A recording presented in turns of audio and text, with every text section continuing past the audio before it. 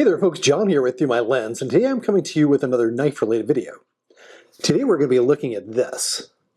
This is the Kershaw 9000CF.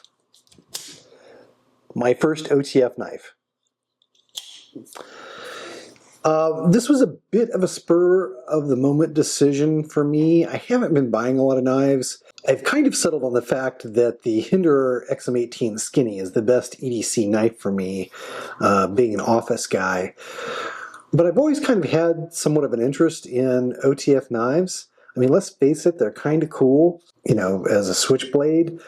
I was a little bit more interested a few years ago because Ohio changed their knife laws and it became possible to carry OTF knives legally in the state. So that was fantastic. And I've seen a few at Blade Show, and generally speaking, Microtech is kind of the 800-pound gorilla in this space. And Anthony Marfione, the owner, founder of Microtech, doesn't exactly have a great reputation. So I've always, you know, kind of looked sideways at the company. But recently I was perusing an email that I got from a knife store and saw that Kershaw had come up with this Livewire. This is not a new knife. It's been out for a year or two.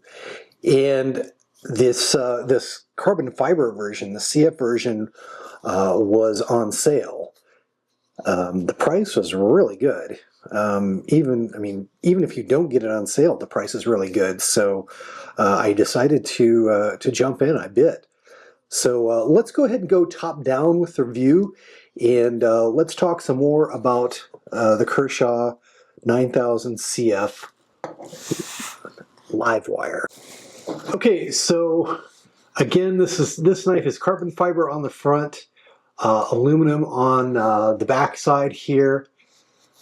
It's a really interesting knife. I did some research, and I at first I thought maybe Kershaw, being a Kai USA's kind of budget brand, I thought maybe they were cheaping out and saving some money with this aluminum, you know, backside here, and just having, you know, what I would consider to be the presentation side, this carbon fiber. That's not the case. You don't really find any. I couldn't find any fully carbon fiber knives out here. I don't think carbon fiber as a material is well suited to contain the mechanism which both ejects and then retracts the knife. And again, this particular system is a dual spring system, so it's extremely smooth. It's got a really nice button here. It's very comfortable to use, and there's one spring that ejects the blade, and then when you pull it back, another one retracts it. So it's very, very smooth. Really enjoy using it. There's lots of milling on both the aluminum and on the carbon fiber to give it some extra texture, so it feels pretty good in hand, quite honestly.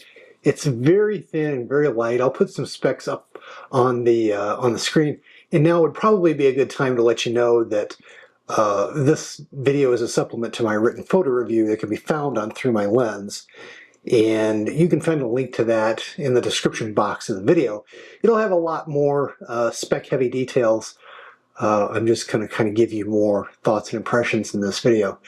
Aesthetically, I really do like the U.S. flag here.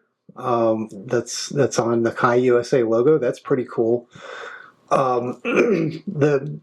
Probably the biggest shortcoming on the knife is this pocket clip. You'll see it's at an angle. I believe you can reverse it, but it's only for tip down carry, which is fine. I prefer that.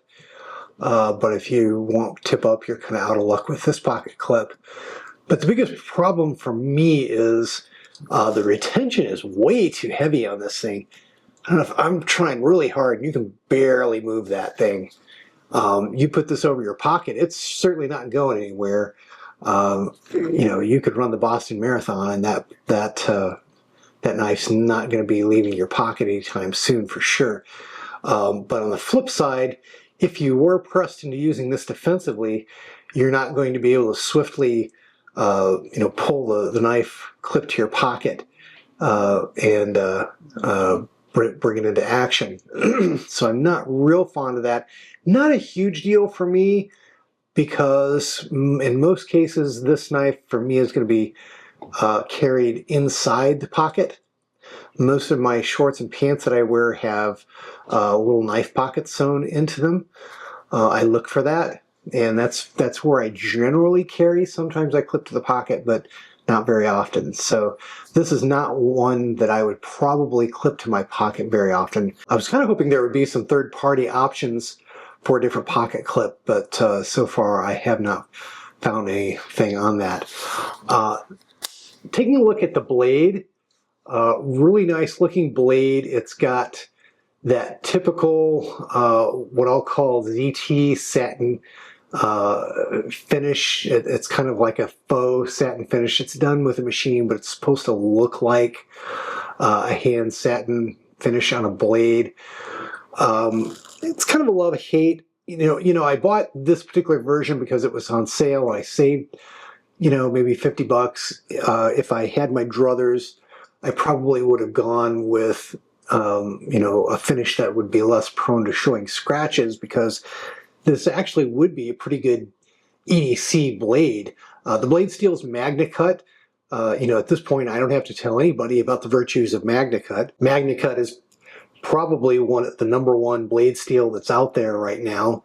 So, it's my preferred blade steel. The last few knives I've bought I've looked for MagnaCut, simply because among all its great properties, it's much easier to sharpen than, say, kind of the previous darling of the knife industry, Bowler M390.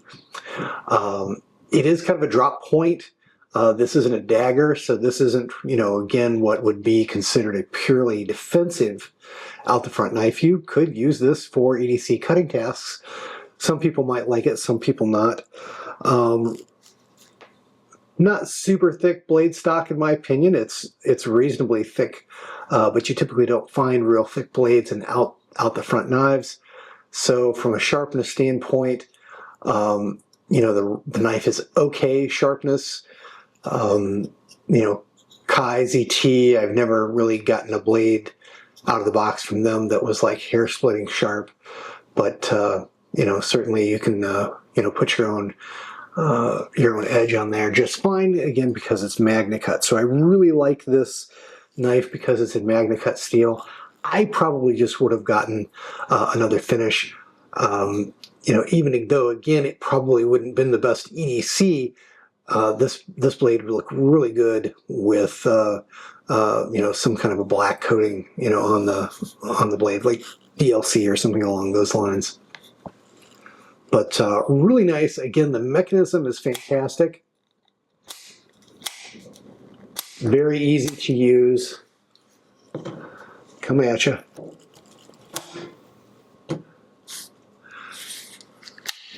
Very comfortable, very smooth.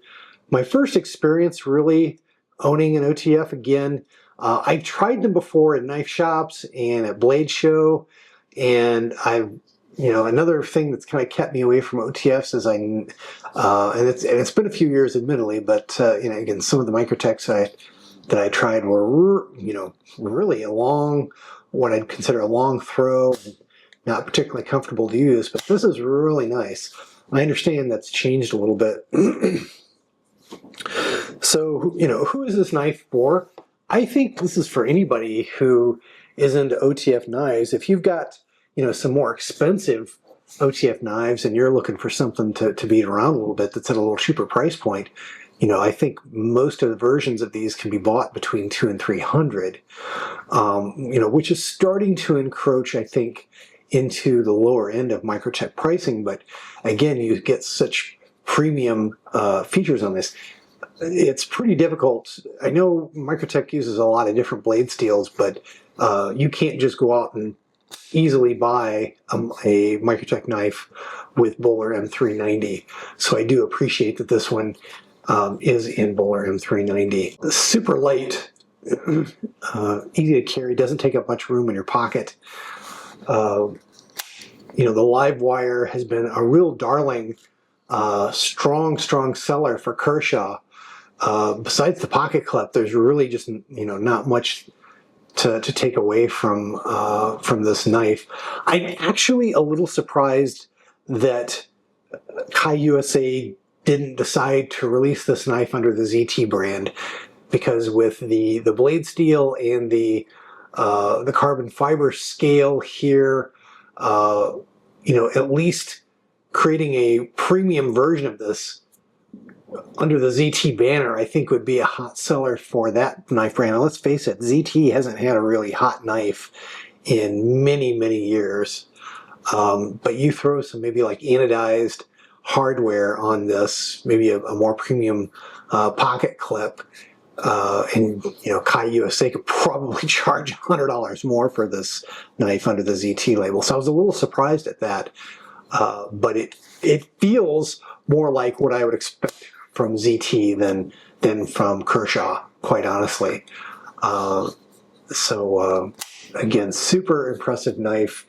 And you know, if you've always wanted to try a OTF knife, and you know the price has kind of scared you off, or you know, whatever reason, you know, this is just a fantastic knife. I'm really impressed, and I'm actually this has been kind of a gateway knife for me too, because you know, I really did want to see what a Kershaw, or excuse me, a Microtech out the front knife would be, and you know, how much nicer, if at all, it would be from this knife. So I actually have ordered a Microtech Ultratech, so I will definitely have another video coming there. Well, there you have it. There's my thoughts on the Kershaw Livewire 9000CF.